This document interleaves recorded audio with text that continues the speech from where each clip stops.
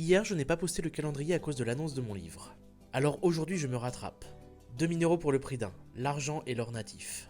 On commence avec l'argent natif. C'est de l'argent pur, métallique, tel qu'il se trouve naturellement dans la roche, avant qu'il soit fondu, travaillé ou poli par l'humain. Le mien vient de Norvège, et les pièces de cette région sont souvent en réseau ramifié, comme des filaments tordus qui ressemblent presque à des racines.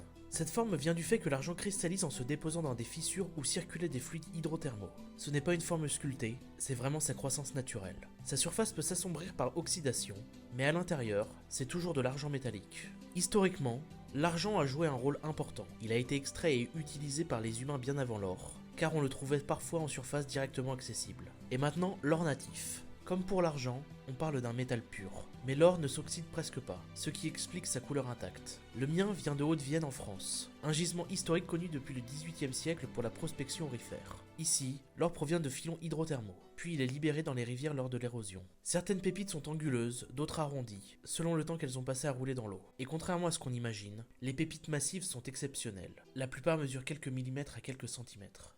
Argent et or, deux minéraux natifs qu'on a l'habitude de voir travailler. Mais ici, on les observe bruts, tels qu'ils se forment dans la nature. On se retrouve demain pour le prochain minéral.